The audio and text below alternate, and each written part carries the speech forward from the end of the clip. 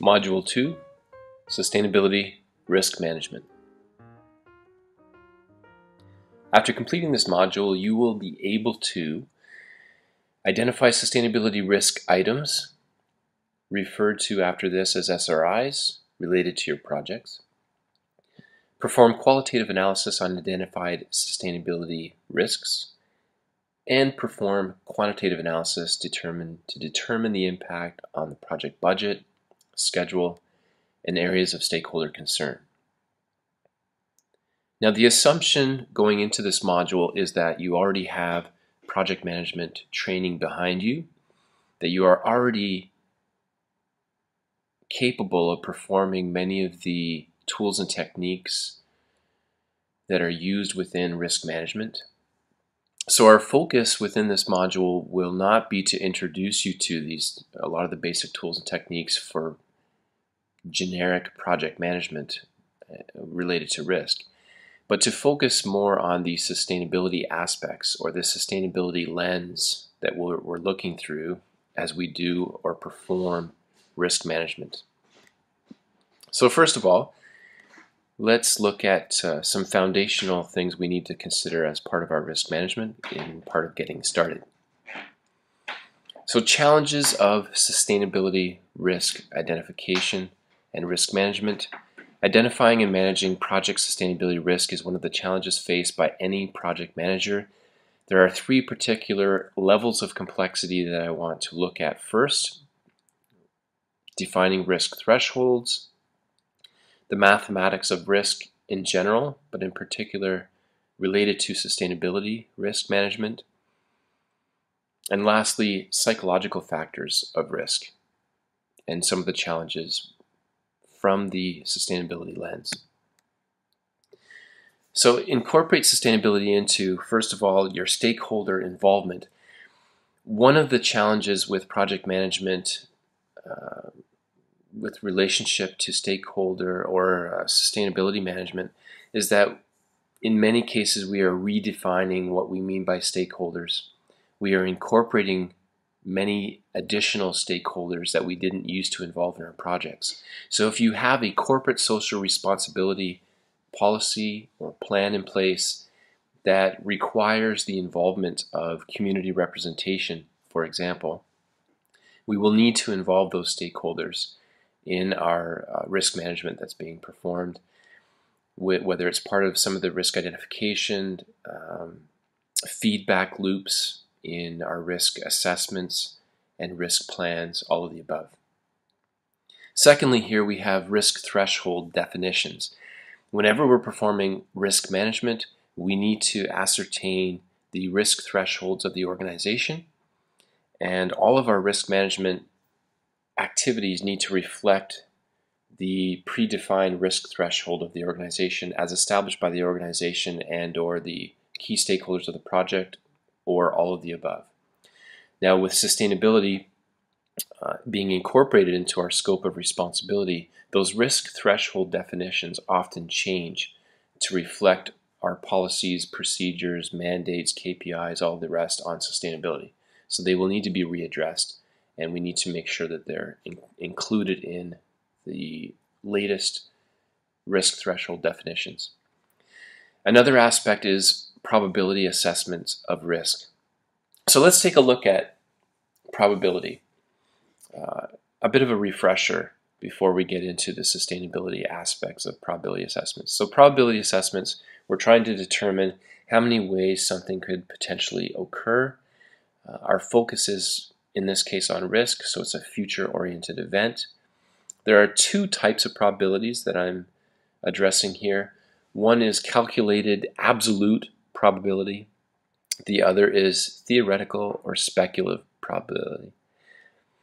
Now, the theoretical or speculative probability is the main concern for us. I mean, calculated probability is when we have a controlled environment where we can ascertain exactly what's going to happen and maintain control over every variable in that environment. In project world, or the world of running projects, we don't have total control over the environment.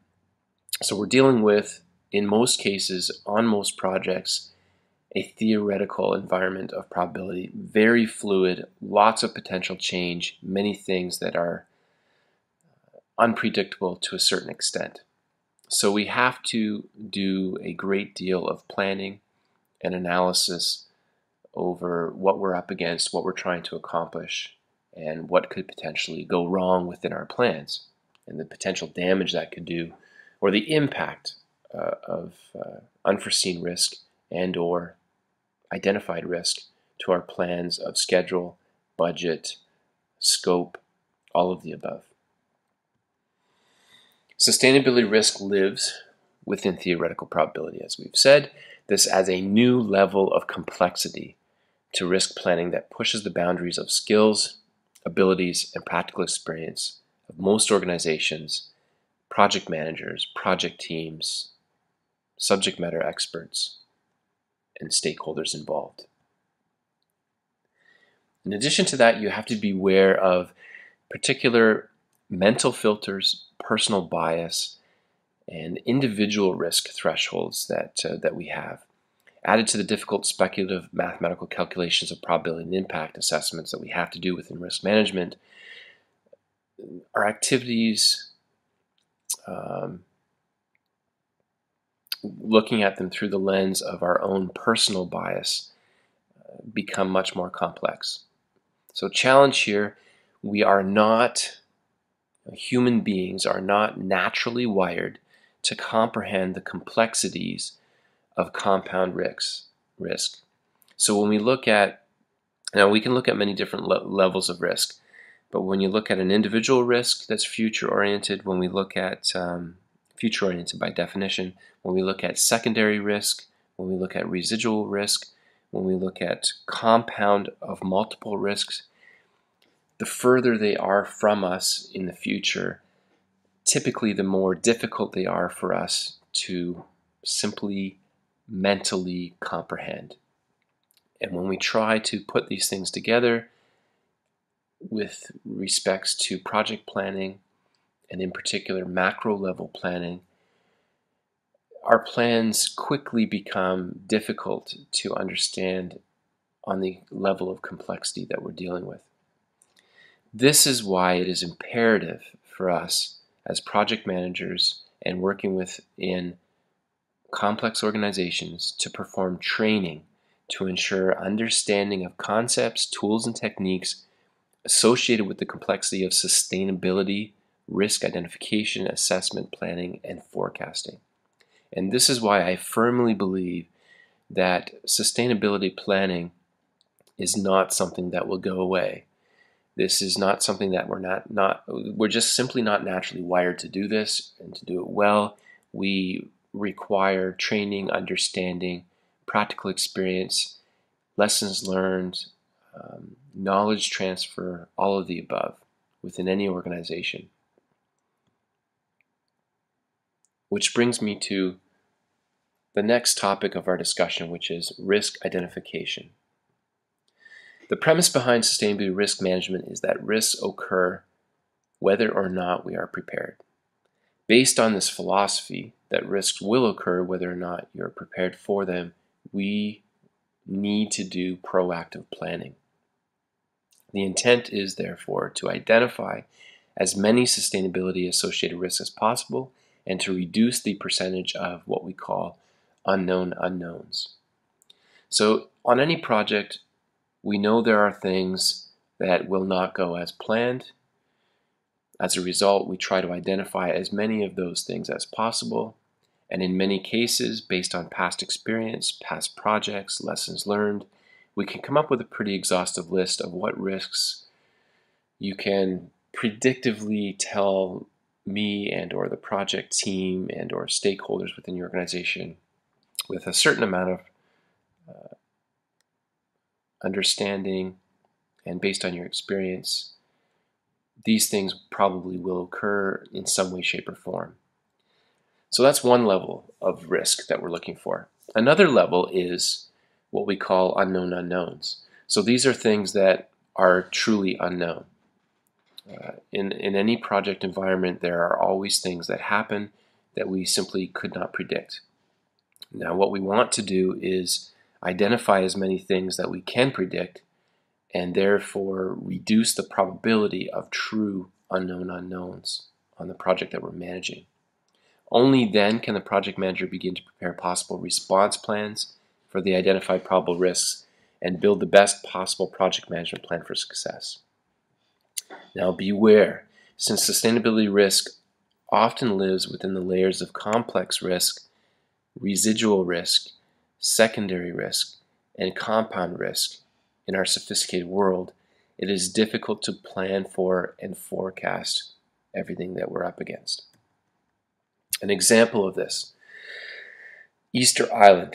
If you're familiar with some of the history of Easter Island, I highly recommend, if you're not, that you look into the background of Easter Island. But fascinating story about a civilization that no longer exists, that simply did not forecast the possible implications of all of their actions. So we have a civilization that came to Easter Island, and I'll summarize it at a very high level, but they introduced some things to their ecosystem which previously had not existed.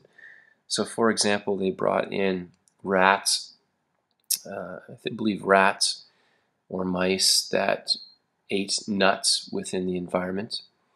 These nuts previously had not been eaten by rodents, so they would fall onto the ground from trees and eventually blossom into new trees and new forest growth over time.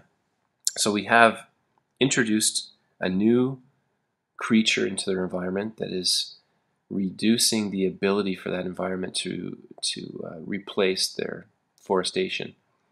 In addition to that, we have a group of people that show up on Easter Island that like to cut down trees, and they create these amazing carvings of these heads that most people are familiar with from media and from movies and so forth.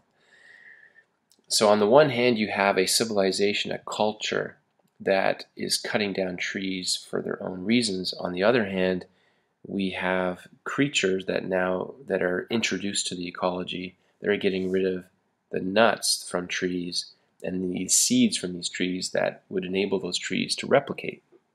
What happens over time is that the trees disappear.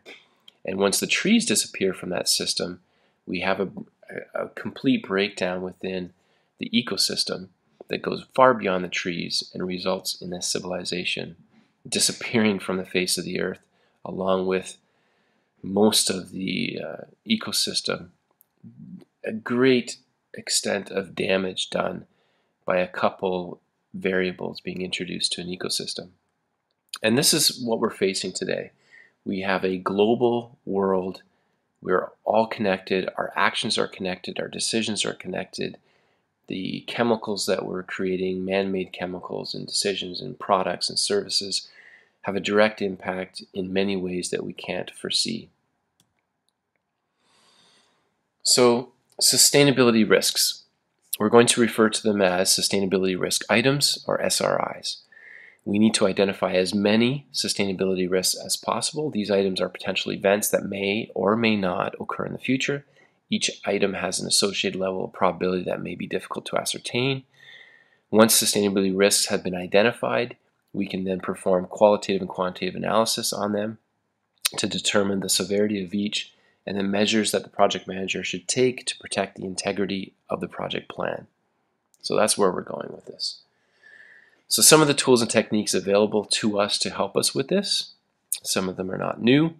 Document reviews. Review any and all documentation that we have available to us to try to identify sustainability risk items. Information gathering techniques. So all of the applications that you have available to you to gather information. In addition to today, we have new tools, social media tools. We can create wikis. We can do online surveys and so forth, all enabling us to gather information, in some cases very quickly, to ascertain potential sustainability risks. We can generate or create checklists for our projects. If we're doing the same projects over and over again, why not generate checklists of the risks that you know have tended to occur in the past that we can then use the lessons learned to manage them more effectively in the future. In addition to that, we can develop or share checklists with others.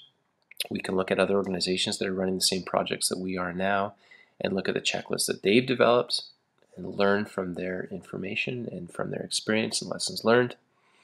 We can do assumption analysis. So this is where we go through our project plans and challenge any assumptions that have been made to date and look for, in particular in this case, sustainability risk items within those assumptions. We can look to our sustainability materials filters that we've already talked about in our planning. Again, use these to identify whether we have any risks associated to materials being used on the project. In addition to that, we could look at what we call circles of influence. And this is where we purposely map out everyone involved in the project. So in the center of our circle, we have our project team that's running the project. The first layer around that project team would be the organization. The next layer around that would be particular departments within the organization that are twice removed or 3 times removed from the project team. Then we would have partnering groups. Say we have products that are outsourced from another company. So they are legally separate entities from us. In many cases, they exist in a separate building, in a separate city, in a separate country. In addition to that, we have community groups that are represented on the project. Again, 3 times removed from the project team, maybe 4 times removed.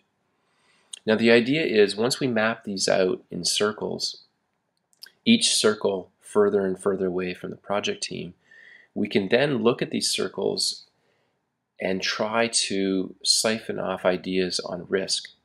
And the idea would be that the further removed you are from that initial inside circle, the greater potential risk we have to things like communication breakdown, turnaround times for decisions to be made, turnaround times to resolve conflicts, design problems, scope change issues, and so forth and so on. So this becomes a very effective visual tool to map out layers of risk within the project environment. And we can use it in many ways, but it's a good jump-off point for a risk discussion.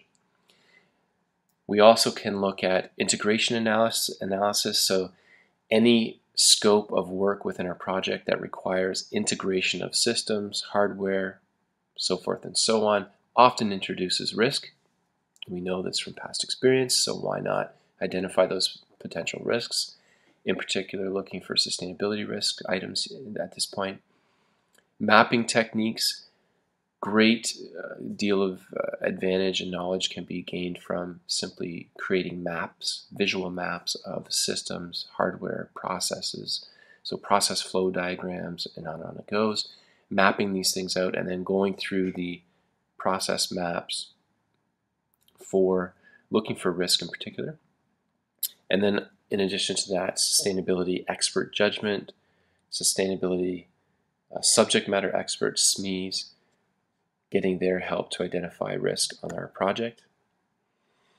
We also have prepared for you a high-level, macro-level planning checklist that can be used. So I'd like to go through some of these steps and suggest that you incorporate this into your project planning.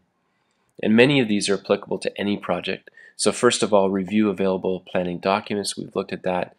So we have things like scope statements, business case, that have been prepared before our project was approved to start planning. We have a sustainability management plan feeding into our project, risk management plans, any other management plans from other areas of our planning, preliminary project management plan obviously as well. Number 2, gather and review other pertinent resources. So we have potentially stakeholder interviews, checklist we mentioned already, sustainability web resources, a multitude of resources on the web these days, lessons learned from past projects, project management, personal checklists, industry related studies, past sustainability related data or similar projects, all pertinent to our project now. Commercial sustainability risk databases, there are many companies out there today that provide for a fee sustainability risk checklists for us and research that's been done. Number 3, gather a team of subject matter experts with experience in areas pertinent to both the necessary project disciplines as well as sustainability, and review the gathered documents for potential sustainability risks to your project. So bring in the SMEs that are pertinent to the scope of work that we're involved in.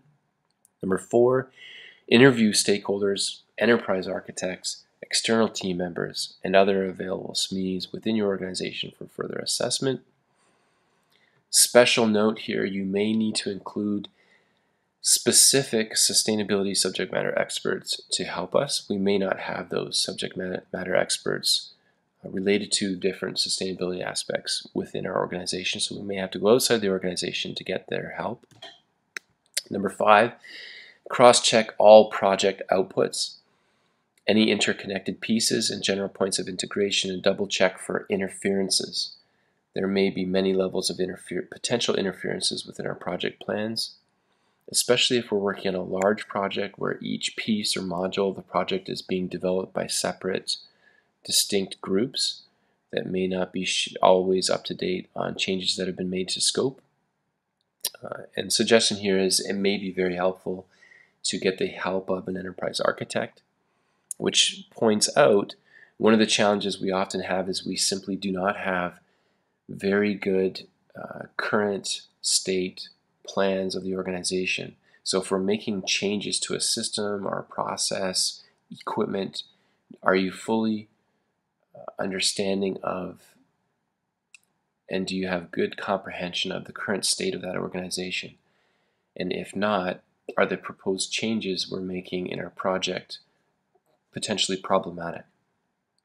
So cross-check all project outputs, stakeholders, estimates, assess all the assumptions inherent in the project plans for possible risks so far, look at strategic risks associated to sustainability that are evident in the goal statement or list of deliverables that have been proposed to date. 6, apply all other creative techniques used like brainstorming, Delphi technique, mind mapping, SWOT analysis, looking at strengths, weaknesses, opportunities, and threats, root cause analysis, or the use of Ishikawa diagrams. I mean, none of these should be new to you, but now we can add to them the sustainability lens that we're looking through. And we, as a result, these tools and techniques we've been using for years can have an added benefit. Number 7, apply checklist for completeness. So cross-check your developed list against industry standard sustainability checklist specific to your project, the organization, the industry, and or regulatory agencies. And many of the regulatory agencies out there in the world have available checklists online and lots of helpful tools that are being generated, in some cases monthly, to help us out. 8, record your identified sustainability risks in either a simple risk register that you've already developed, or if your project's large enough and or if you've developed this as a procedure, into a sustainability information management system, a SIMS. 9, conduct periodic reviews for new sustainability risk items. So this should be, until the project is complete, an ongoing activity, just like risk management in general. 10, keep your SIMS open as a living document until the project is closed. 11, invite independent, third-party, unbiased inspections depending on the project and what we're doing, the scope of work, and the related responsibilities within that. So next steps for risk identification, it's imperative to create a sustainability culture. This requires proper training, open communication, community buy-in, along with a great deal of trust and transparency. Now, this is not something that happens in a short period of time. A sustainability culture, just like the culture that you've developed for risk management, just like the culture you've developed over time for running projects, just like the culture maybe you've developed around ITIL, maybe you have ISO certification things going on within your workplace or Six Sigma programs. All of these things take a great deal of time to embed in a culture with a common language, common understanding, day-to-day communication, and an openness within that community as well. A healthy sustainability culture requires a unique environment of, and this is very important, of trust, respect within the people within that organization, genuine caring and empathy, professionalism, short-term goals, and a willingness to heed long-term reality as a context for day-to-day activity. That is one of the huge challenges that we are up against. Most organizations have, and every organization should have, goals and objectives for moving forward. However, what we often end up doing is creating short-term goals that compromise the long-term health of the organization, the community, and the environment. So we're proposing that we have short-term goals, but with a willingness and a capability to heed long-term reality and long-term health as a backdrop to the decisions being made in the short term. We must not compromise the future by the steps we take today. Another challenge to managing sustainability risk in projects is that sustainability risk often requires management beyond the life cycle or defined scope and timelines of the project. And this is a challenge. So one of the things we have to find a way to do is to incorporate good decisions within a project life cycle that are cognizant of the implications and impacts that may be far beyond the life cycle of the project. So although we could make a decision that could benefit a project within 3 months, that decision may have an adverse effect in the community 5 years from now. Now, if we know that, we need to show due diligence in our actions, and we need to report to the stakeholders of our project that the short-term decision-making that is giving us some type of benefit now may have an adverse impact in the long term. And as a result, we should propose making a change in those actions. The organization must define how they intend to manage sustainability risk outside the deliverable end dates of a project. This becomes a challenge with cradle-to-cradle plans and life cycle planning or product management in general. So make sure that your sustainability risk documents are maintained as living documents. Living documents are open, can be added to for the entire life cycle of the project. As well, the project community and the stakeholders at large must be committed to the proper management of sustainability risk and communication around that sustainability risk management. Now let's take a look at qualitative analysis within our risk management activities. Inputs to that qualitative analysis, we need our SMP, Sustainability Management Plan, our SIMS, Sustainability Information Management System, with all the data that's collected in that so far, our scope statements, EEFs, Enterprise Environmental Factors, and OPAs, Organizational Process Assets. Tools and techniques, Sustainability Item Probability and Impact Assessment, our Probability and Impact Matrix, Data Quality Assessments, and Assumption Analysis. So nothing new here on tools and techniques from a risk management standpoint. The only change will be that we're going to use these with the backdrop of our sustainability lens. Outputs, Sustainability Information Management System updates. So the intent of SRI qualitative analysis is to quickly assess the severity of sustainability-related risks to the project, the organization, and external stakeholders. The results of qualitative analysis are then used to determine where and when to perform full-blown quantitative analysis. The concern would be if you've identified a potential risk or some type of exposure to the organization, we want to know basically how bad that exposure could be. What is the potential impact to some key things initially, your project budget for time, budget for funding, the scope of the project, We could also look at security of systems. We could look at security of software, implications to hardware, implications to processes within the organization, management processes, service processes, customer service relationships, and on it goes. Sustainability risks are measured using two parameters, probability and impact. Nothing new here. The challenge is that assessing the probability and impact of sustainability risk items often has a very complex side to it that may be difficult to comprehend and forecast properly. In addition to that, the one thing that we're lacking, because this is new, is historical data. We are often lacking historical data in doing proper assessments of sustainability risk, and it causes a direct challenge to our assessments. So probability is subjective and can depend on many factors: practitioner experience, personal familiarity, and historical data as mentioned.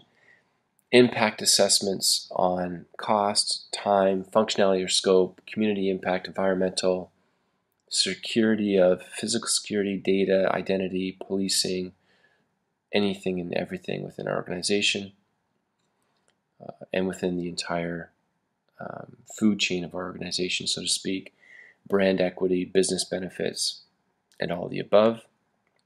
Special note here, a common unit of measure must be used when comparing the impact of risk.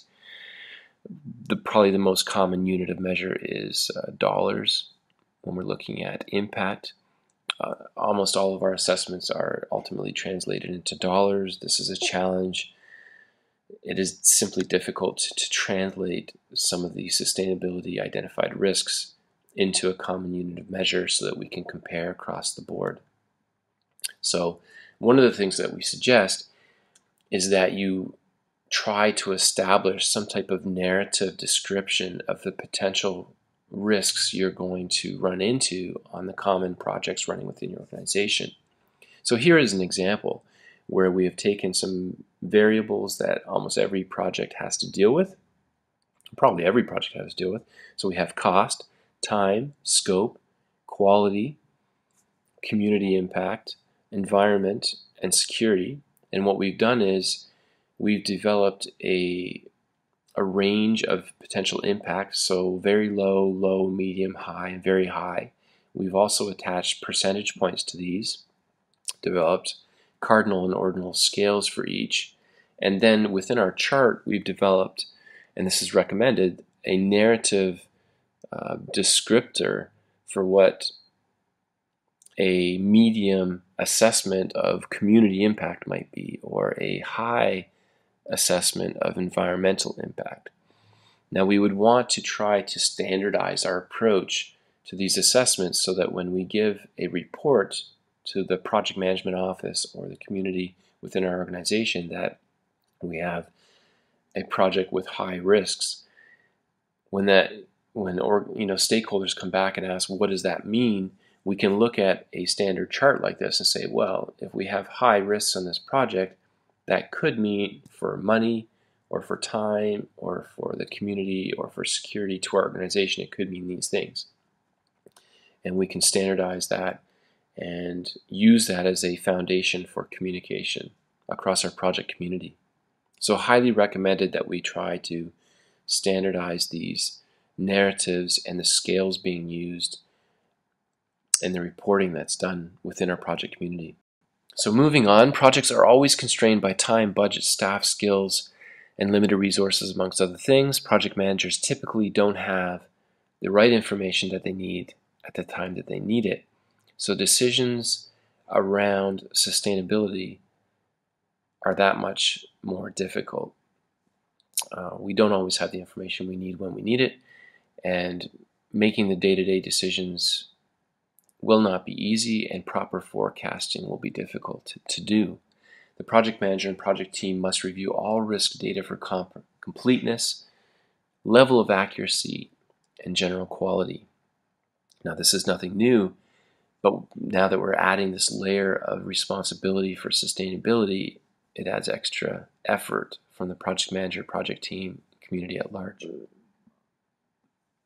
Any sustainability assumptions for the project must be isolated as quickly as possible, documented, and communicated to key stakeholders.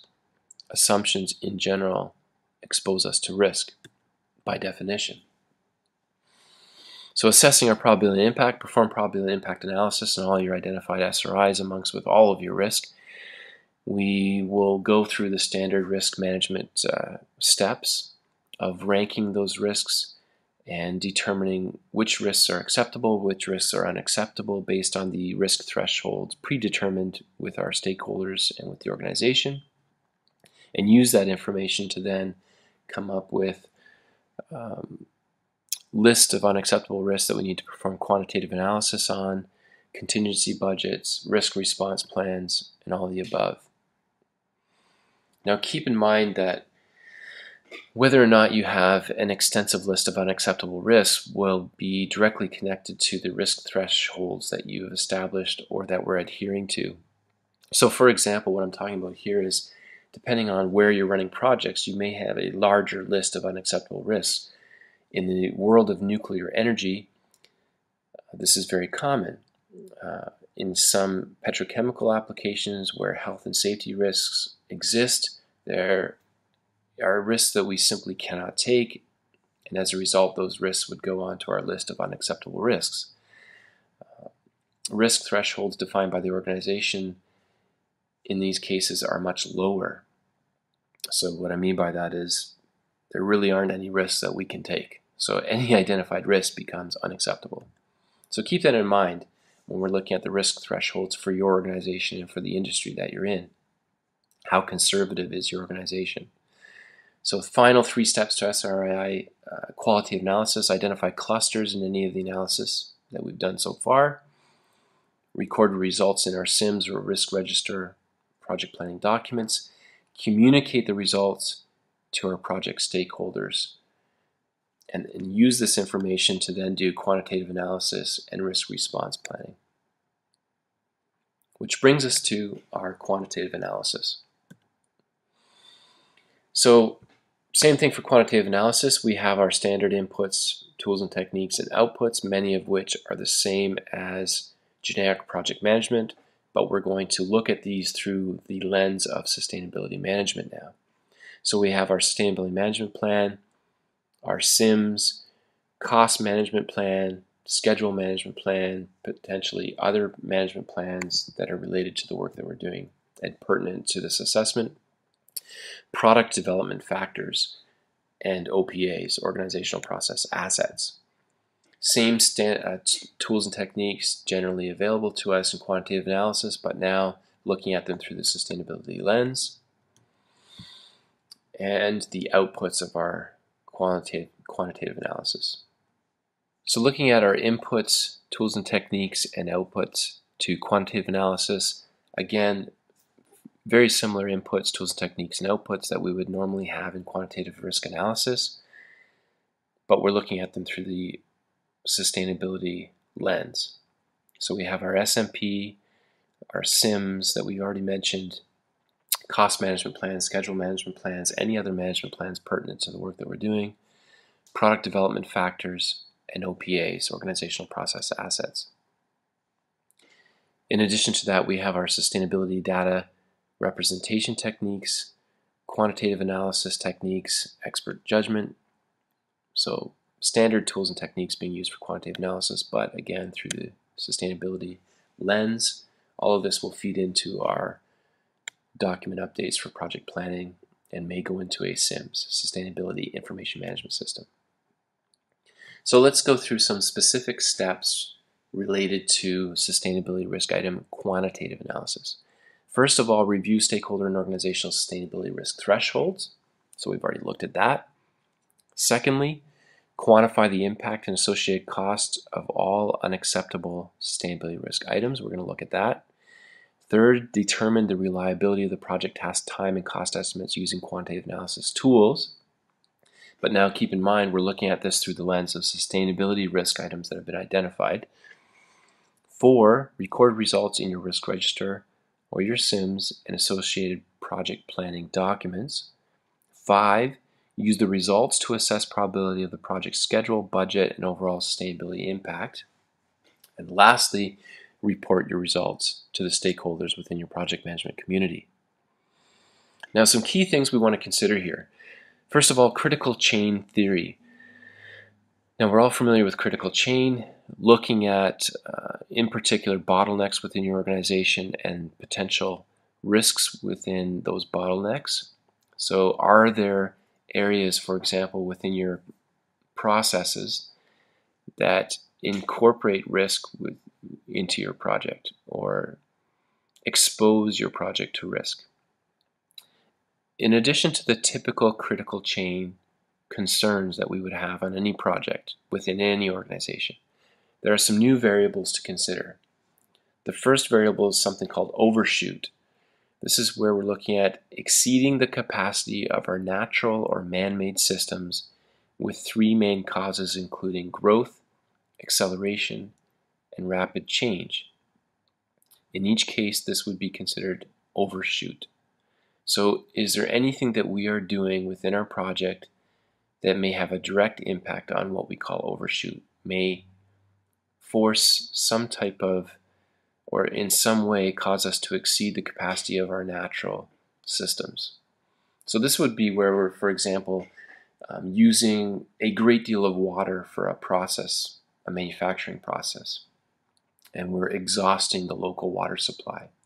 This causes a problem of overshoot, and it may be a direct result of our project. Second term here is source.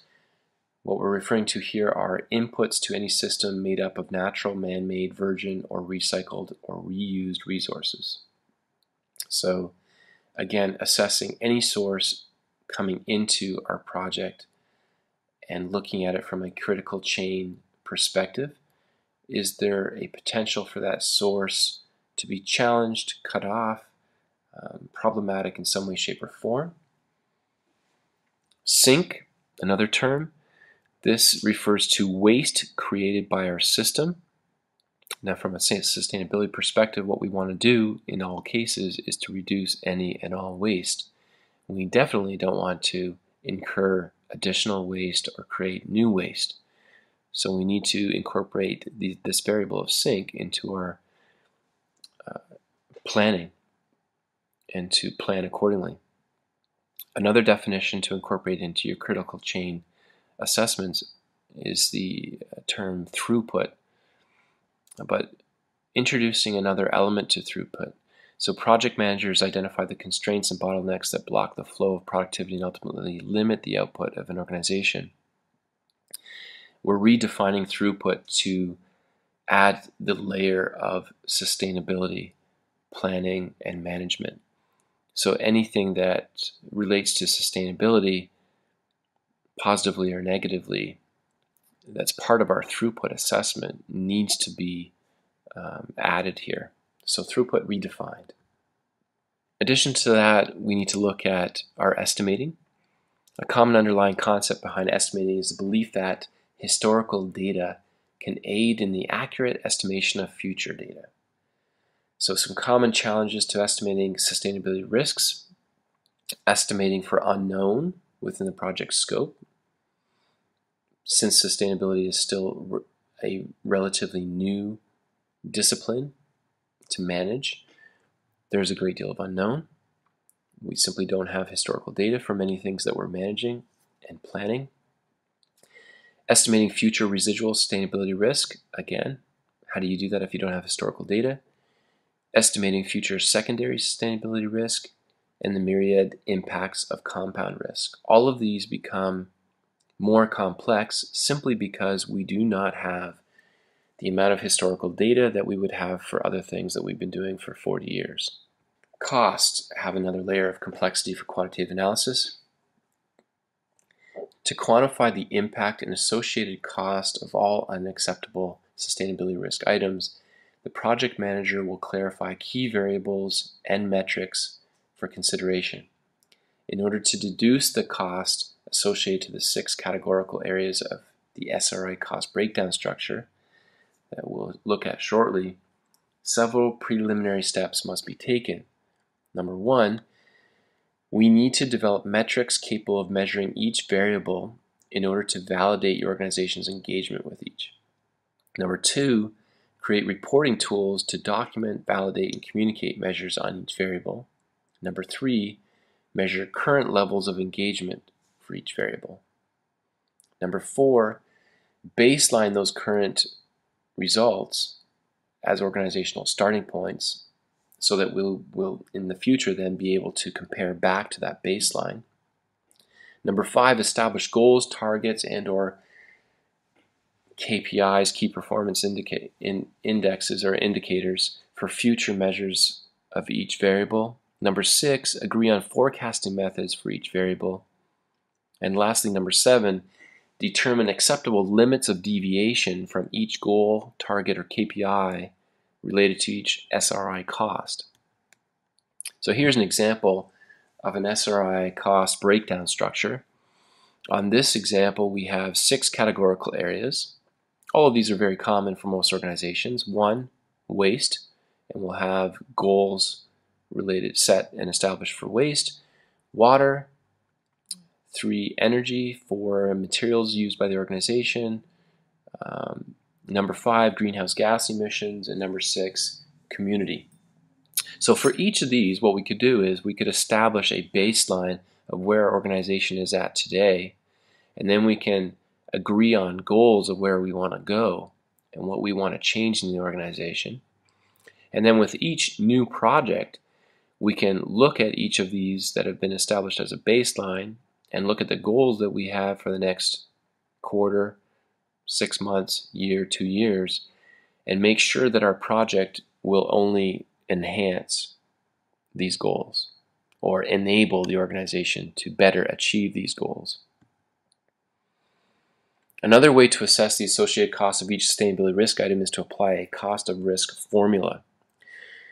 Now we can customize a formula, or we can use some other formulas that are already established out there. The intent of our formula is to help us assess a cost for each box on our breakdown structure and to aggregate the boxes to determine a probable total sustainability risk cost.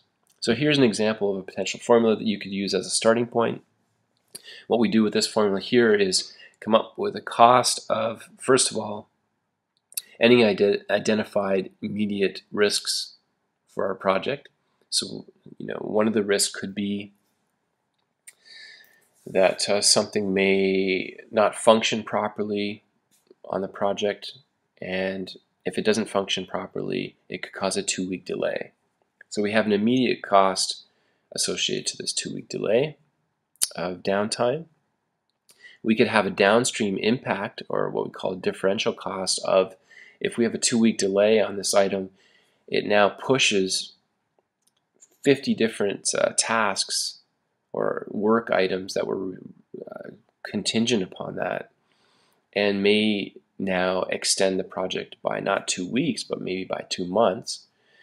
There may be penalties associated to that. Being delayed by 2 weeks may result in some type of financial penalty to the organization because we can't deliver a new service, product, or result on time. There may be some type of environmental cost, whether it's a disposal cost, a legal fine to the organization, some type of law that we've infringed on that has resulted in an environmental cost to the organization. There may be environmental consumables that cost the organization. In addition to that, we could have a community cost. We could have brand equity that's lost overnight due to the community losing some respect for us based on some decisions that we've made or risks that we've taken on our project. And when we aggregate all of these variables in addition to others that we may come up with, we come up with a potential assessment on total sustainability risk item cost. Now this would just be a recommended starting point. We would have to decide in particular within the context of our project, are there other key variables we need to incorporate? Here is an example of how we might assess some of these things. So we have risk variables that have been identified for our potential costs related to penalties, environment, community. We have descriptions of those risks that you can read through. And we have associated costs that have been written up in a narrative description that can be easily communicated to our stakeholders within our project community. Now let's look at a list of possible ancillary sustainability risk costs. This is where it becomes complicated very quickly. There may be a whole host of ancillary downstream risks that may incur costs and or other complications to the organization, to the project, to our stakeholders, to our community and environment at large. So some examples here: impact to quality of product, impact to management processes, and I'll skip through some of these, you can read them at length. Impact to brand equity, community engagement, financial sustainability long-term for the organization, and so forth and so on. So for each of these potential ancillary risks, the project manager must consider whether or not any of the identified primary sustainability risk items, so the primary that led to these, may have direct or indirect impact on them. As the project manager develops experience from project to project, they should try to keep track of all of these risks and issues associated to them, document these things, and from this collection of data, develop checklists that can be developed or that can be used in future planning of future projects and future endeavors. And this becomes part of our intellectual capital that has a great deal of value for future planning. Once you have defined metrics, measures, associated costs, and variable impacts to your list of unacceptable risks, you can plug them into the appropriate estimating tools, many of which already exist. They don't need to be modified necessarily, but now we're looking at these tools through the sustainability lens. So this will enable the quantification of risk to the project schedule, budget, scope, environment, community, and any other high priority variables established for our project. Some of the typical quantitative analysis estimating tools available to us, nothing new here: analogous estimating, parametric estimating, 3-point estimating, sensitivity analysis, expected monetary value calculations. We'll go through some of these in more depth. Decision tree applications, simulation software tools, and scenario planning. So let's go through some of these and consider looking at them through a sustainability lens. So analogous estimating, performed by comparing your project scope with similar project scope from past projects. Again, now the consideration is, were there sustainability risks on past projects, and is it possible that we could have the same risks on our project, and what can we learn from that? So we can do direct comparisons. Parametric estimating, well, maybe we don't have all the direct comparisons that we can make from our past projects, so we might have to do some particular calculations. We might have to make some deductions based on our subject matter expertise, our practical experience that we've gained over time, and make some assumptions, make some best educated guesses. Now, one of the goals that I always suggest for parametric estimating is that we plug in as many variables as we can and try to reduce the percentage of unknown unknowns that we have on our project. The greater job we can do reducing the unknown unknowns, the greater potential we have for success in our project plans. 3-point estimating is another fantastic tool that has been used within risk management for years. Highly suggest using 3-point estimating to incorporate sustainability risk into our probability assessments. What can happen in the future? Let's look at a range of possibilities rather than coming up with single-point estimates. A much greater and richer perspective can be drawn from 3-point estimates on what could happen in the future. Sensitivity analysis, nothing new here, but let's look at it through the sustainability lens. So how sensitive are some of the items that we've identified, some of the statistical analysis maybe that we've done, some of the scope items. If something is off, what is the ramification of that being off or being delivered in a slightly different way than what was planned. We can also do expected monetary value calculations or actuarial costs, again plugging in the sustainability cost into our equation now. Decision trees are a fantastic tool.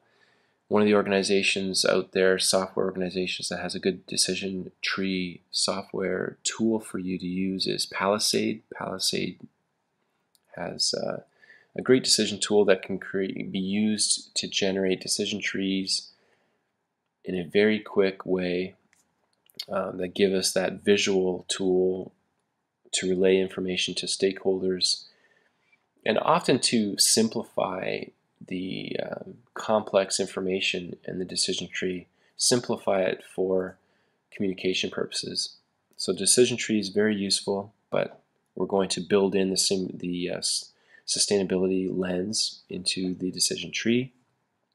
Simulation software tools, fantastic tools, but very reliant on historical data.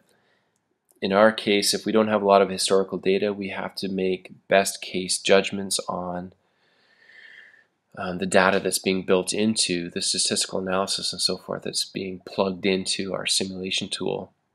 So whether you're performing Monte Carlo simulations, different types of, you could build your own simulation tool as well. But the two most common are probably Monte Carlo and Latin Hypercube. Palisade software company, again, provides very powerful simulation software tools that can be used to run 400 slices of your project plan very quickly to give us some feedback on the probability of being able to achieve your goals on the project for budget and for schedule and so forth. Scenario planning is a very powerful tool for trying to comprehend the complexity of sustainability risk on our within our plans. Highly suggest doing scenario planning, although it takes time, and the more in-depth some of these tools are, the more costly it can be to the organization. The argument, though, is that it's like buying insurance. Some investment in the time and money of performing scenario planning may give us a great deal of information that can help us reduce the exposure to some of these risks. So after developing a systematic approach to project sustainability management, ensuring its processes are applied and that the spirit of sustainability management exists within the decision-making and oversight of all projects, make sure we publish our process model in our sustainability management plans, promote this throughout the organization, in particular throughout the project management community. Make sure that the SMP is available to everyone that's involved in our project and to our stakeholders. Make sure that we have full transparency and that we show due diligence in our actions. Last component of this module is risk response planning. I'd like to look at risk response planning and in particular focus on some of the challenges to managing sustainability within our scope. So risk response planning targets the unacceptable sustainability risks that we've identified earlier on in our risk identification. The goal is to facilitate the avoidance, reduction, and or elimination of the probability and impact of the project's exposure to the previously identified sustainability risk. So we must make changes to our project plans to accommodate sustainability relative to goals, objectives, and governance activities within the organization. Response plans should reflect congruency from organizational KPIs right down through the deliverables of our project scope. We should not see a disconnect between what we're doing on the project and the policies and procedures and the goals established in the higher levels of the organization. We should see congruency. The streamlining of all organizational processes, proper stewardship of resources, along with minimal use of water and power, will all help in an attempt to be sustainable. So remember, sustainability at the macro level can involve many things, right down to just a basic, hey, let's reduce waste in any way, shape, or form within the organization. And make sure, again, that we have congruency right through from the top of the organization down to the bottom and through all of our projects. So we don't want to cause problems for any of those high-level goals within our risk response plans. So let's take a look at some key steps to SRI response planning. First of all, review risk ranking results from your qualitative analysis. Secondly, determine any preliminary or first pass responses to your identified SRIs. Third, identify alternative strategies with further review and consideration of risk response planning, best practices, along with the results of your quantitative analysis. And fourth, clarify any resulting residual, secondary, or compound risks that we've discovered associated to your identified response plans. Number 5, quantify all probable costs associated to your SRI along with the identified possible residual, secondary, and compound risk. So we're not just looking at the initial cost of, hey, something blew up, what's the cost of that? We also want to look at and estimate the cost of, first of all, if you did nothing. So let's break it up into a couple scenarios. Scenario A is, if this risk occurs and we do nothing, there could be a potential cost to the initial event, a potential cost associated to secondary risk, residual risk, compound risk, and so forth and so on. So that's scenario A. Scenario B would be, we have implemented a risk response plan to try to reduce the probability and impact of this risk occurring. However, we could not reduce it entirely, and if some of the residual risk still occurs in some way, shape, or form, what is the, again, now we had to go through the same motions. What is the cost of that risk occurring? Is there any potential residual risk from that risk? Any potential secondary risk, compound risk, so forth? And what are the costs and implications to the organization and or our stakeholders and or the environment right throughout those risks that have been identified? Number 6, then recalculate the probability levels and consider go, no-go suggestions for the project that we will then feed back to the project management community. Number 7, update our risk register, our SIMs if we have a SIM, Sustainability Information Management System, the project management plan, and inform our project stakeholders. Number 8, record special considerations when necessary and assess whether to involve stakeholders in the response planning process.